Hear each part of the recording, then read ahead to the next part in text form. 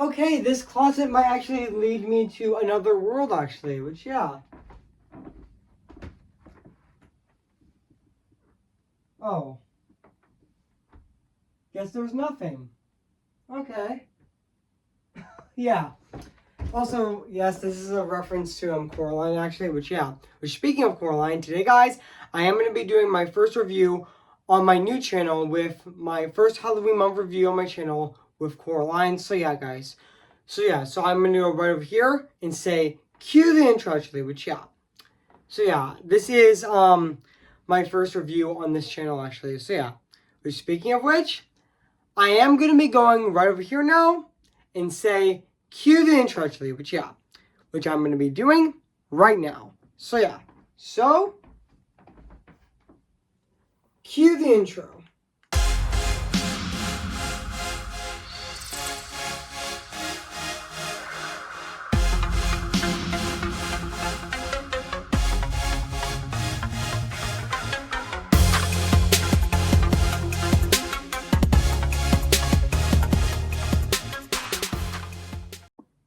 Okay, guys, this is it. This is actually going to be the first movie review on my channel, even though on Tuesday I did do my first short review on my channel with Tangled Ever After, and now I'm actually doing my first ever movie review on my channel with Coraline. So yeah, which is going to be the first ever Halloween month review on my channel of this year of 2025, which will be my first ever Halloween month review on my channel. So yeah. Even though I am going to miss my old channel, but that's okay. I'm just going to move on to this channel, actually, which hopefully I don't get deplatformed this time.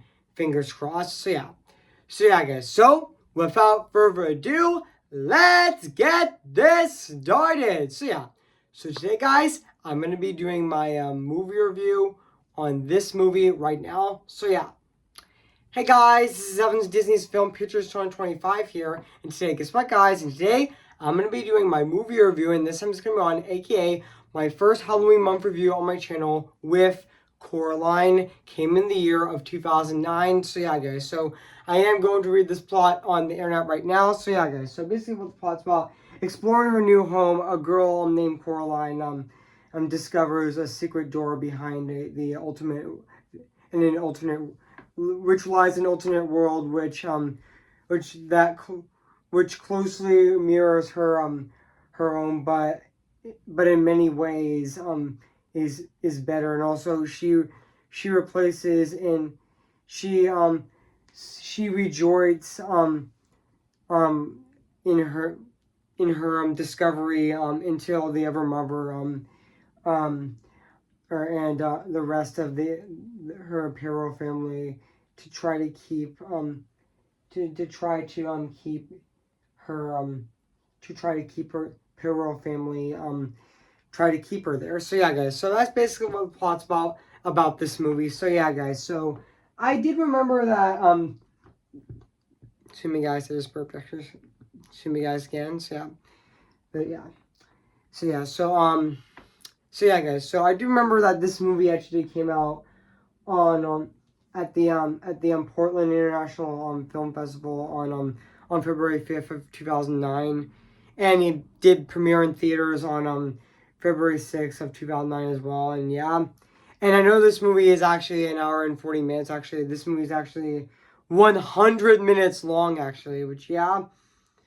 And also, yeah, and even though this movie only has a $60 million budget, but yeah, the stop motion in this movie definitely does look amazing, which I will talk about later actually in this review. So yeah, I mean, yeah, and yeah, fun fact: this movie is directed by Henry Selick, which I know 3 years ago, I know that he was gonna direct The Shadow King at Pixar, but John Lasseter kept meddling the production, but until he left, until and kept meddling the production until it got canceled actually. But honestly, I do feel happy for Henry Selick that he got to make another animated film 13 years later with Randall and Wild, which I am planning on reviewing in the future actually. Which yeah, and also yeah, and also oh and also this movie was released by Focus Features actually. I mean, yeah, which is the movie's distributor actually, which yeah. And also yeah, and also this movie actually grossed 100 this movie actually grossed 100 and $26 million worldwide on its initial release. And, and also several re-releases later. The budget actually the box office gross to 186 million. $186.9 million actually, but yeah, and yeah, yeah, and also fun fact, this is actually the first movie from Laika, which yeah, this is actually the first ever movie from Laika, which I do know that Coraline is actually the first ever movie from Laika, which yeah, and yes, I am planning on reviewing one of my favorite movies of all time with Coco, Encanto, Moana, etc. And I'm also planning on reviewing Zootopia, which I'm also reviewing Zootopia on November 7th, leading up to the sequel, which I definitely cannot wait for later that month when it comes out on November 26th as well, which is definitely one of my most anticipated movies of 2025, along with Wicked for Good actually. Which yeah, and now back onto Coraline actually, which yeah, I know that the international distributor of Coraline was actually Universal Pictures actually, which yeah, and also yeah, even though I'm gonna read the production of this movie right now, which yeah, also director Henry Selick met for I'm not gonna say the name because I know that this movie was actually based on the Neil Gaiman novel, which yeah, even though Neil Gaiman actually was later revealed to be a pervert actually, which yeah, but just met was also finishing Coraline that was actually published in 2002 as Gilman was a fan of The Nightmare Before Christmas. An adaptation seemed maybe a 47-minute film, but also but his screenplay has some extensions with the creation of YB, which the only reason why it was made. So the only reason why he the YB was only mentioned in the novel as as the boy who actually lived in the house before Coraline actually, and also the character was actually expanded to not to make to make seem like Coraline was actually talking to herself the whole time actually, that she actually had a buddy with him, which yeah, which also yeah, even though one of the also Selleck discovered the work of Japanese illustrator Tamaro Ugly invested him to be the concept artist, the concept of animation, who actually invited him to become the production animation, the concept animation. And also Selleck discovered the Japanese illustrator Taro Ugly, yeah, which also one of Ugly's biggest influences were the color template, and also was also muted in reality, but becomes more colorful in the other world, just as much in the Wizard of Oz. Which yeah, also fun fact. Also Coraline actually staged 100 and 400,000 square foot at at foot 13 thousand millimeters warehouse in Hillsboro, Oregon, which yeah. Also the stage invested the series was divided into 50 lots, and yeah, and also yeah, even though fun fact, every every object in the screen was actually made in film, and also the crew used 3D printing. And also, yeah, this is actually the first ever stop motion movie to use 3D printing, actually, which is really cool, actually. Which yeah, and also and also um yeah, even though thousands of high quality objects, 3D printing, rigging, and also facial expressions to door docks, which to doorknobs, and even these yeah, even though even though even though I'm not gonna read all the production of the movie, which yeah, but that's okay. Even though I'm not gonna read all of it, but hey, that's okay. Even though I'm not gonna read all of the production of the film, but that's okay. Even though I don't have to, because honestly, that would take forever. Which yeah, even though the movie was released on February 5th of 2009 and was released theatrically. No, I mean February 6th of 2009, and was met with widespread critical acclaim, actually, which yeah, widespread critical acclaim from critics. And even though I already mentioned the gross actually of this movie, which yeah, even though the film actually won any awards for best music, best character design, and also best production design, and also it was nominated for best animated feature at the Academy Awards, aka the Oscars, actually, and was also nominated for a Golden Globe, actually, for best animated feature as well. Which yeah, and yeah. So yeah, guys. So what do I think of this movie?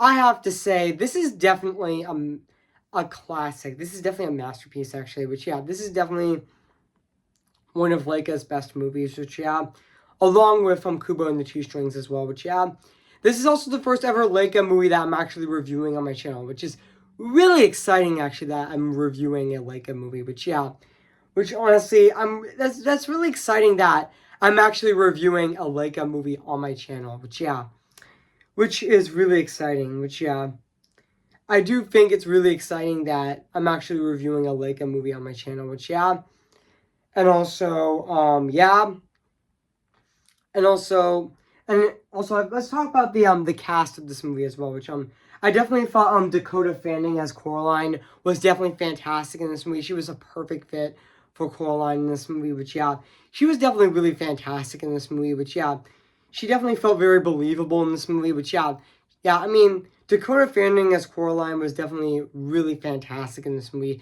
She knocked it out of the park in this movie. She nailed it.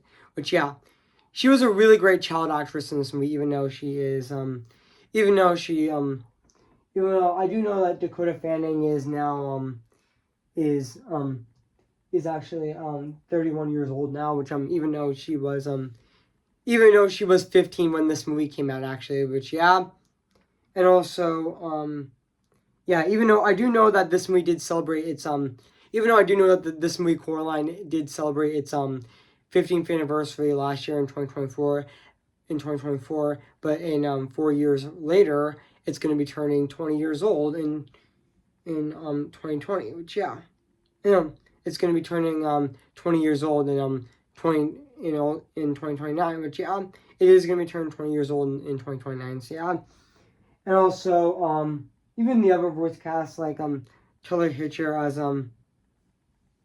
as Coraline's mother, aka the Beldam, which yeah, even though yeah, fun fact, she actually also fun fact Taylor Hitcher actually has two roles in this movie, like actually has two characters that she voices in that movie.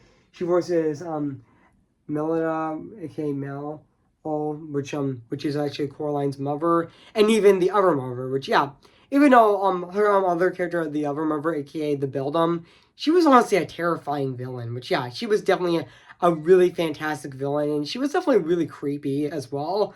Which I know she terrified a lot of kids actually when kids actually watched this movie. Which yeah, she was definitely a really great villain actually in this movie. She was definitely yes, I would count her as a twist villain, especially yeah, there are clues in this movie that she's actually manipulating Coraline actually, but yeah, that the other mother, aka the Beldam, was actually manipulating them. That she actually, fun fact, she actually stole the eyes of the three children that they actually visited the parallel place, that they actually sewed buttons in their eyes, that they took their souls actually, which yeah, she actually hid their eyes actually, which yeah, which was very creepy actually, which yeah. And also, yeah, this movie does have horror elements in the movie actually as well. But yeah, even though the third act of the movie does actually become a horror movie actually, where when Coraline tries to get the other the other children's eyes back, which yeah, and also even though there is a subplot in the movie where Coraline's parents get kidnapped by the other mother, when even though when Coraline, and even though there's also a scene in the movie where Coraline, where the other Ryby was actually letting Coraline escape from the other mother until the other mother actually skinned the other Ryby, which was really brutal actually. Which yeah, even though fun fact, I mean, um, even though even though the other mother actually used the other Ryby with Coraline, used the other Ryby as a tool to manipulate them. Which yeah, even though there is a scene in the movie where even though there is a scene in the movie where this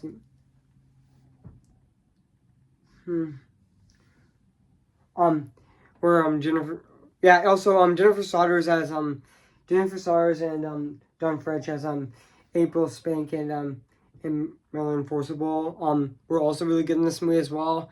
Even though there are other versions of themselves, which yeah, even though this movie was actually also shot in 3D actually, which yeah, also this is actually a Henry Selick movie that definitely does get really creative with the shots actually, which yeah, and also yeah. And also, yeah, even though in even the ending of the movie, which I know that the other world actually does collapse, and also when the where where Coraline actually and the other children actually shut the door actually, and then the door was actually running approach to Coraline. He says, "Don't leave me, I'm sorry," and then she actually closes the door, and then the key actually pops in out the key actually pops out pop out the door of the keyhole actually, and then Coraline's parents return actually, which yeah, even though they already escaped the snow globe actually that they were kidnapped in, which yeah, the other world, which yeah, and also yeah, even though Coraline actually does actually get rid of the other key and defeating the Beldam's hand, and then gets the gets the gets down the Beldam off of gets the Beldam gets the key down the Beldam actually, which yeah, and also yeah, and also even though I'm not gonna talk about the rest of this video, I'm not gonna talk about all of it because it's gonna take forever. So yeah, guys. So yeah. So now. So yeah. But so yeah. So now let's talk about the music and the score of this movie, which is actually composed by Bruno Castellari.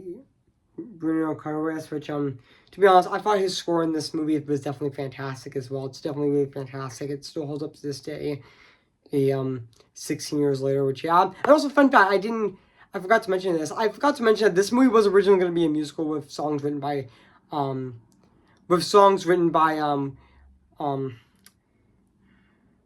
I might be there might be giants, which yeah, but even though they want the movie, even though Henry Selick wanted the movie to be more progressive, so they cut them out. So yeah, even though there was one song in the movie about also there is one scene in the movie about, even though there is one song in the movie where the other father was singing a song about Coraline actually, which yeah, which was also a really good song in the movie as well, even though it actually does overshadow. It actually does foreshadow the outcome in the movie actually, which yeah, and also yeah, even though the other characters in this movie were definitely really great. So yeah, guys. So now let's talk about the the animation of this movie as well, which honestly, just like the music and the score in this movie, it's still fantastic and really phenomenal as well. Which yeah, even though it's for Laika's first movie, it's definitely really phenomenal and very fantastic as well. Which yeah. So overall, guys, I have nothing else to say about this movie, Coraline. So yeah, guys. So if you haven't seen Coraline, where I've been, I recommend it. So yeah. So yeah, guys. So I'm gonna give Coraline a 10 out of 10 spectacular. So yeah, guys. So what do you think of my movie review on Coraline? So yeah. Make sure to comment, like, and subscribe my channel, and make sure to like this video. So yeah, guys, so stay tuned for next week, which I'm going to be doing my TV special review on It's the Great Pumpkin, Charlie Brown, which I'm going to be reviewing on, which I'm going to be reviewing that TV special on Tuesday, October 7th, and the next day I'm going to be doing my movie review on You've Got Mail, which will be on October 8th, and next week I'm going to be doing my movie review on October Sky, which I'm going to be doing next Friday on October 10th of this year. So yeah, guys. So yeah, guys. So I'll see you guys there, and bye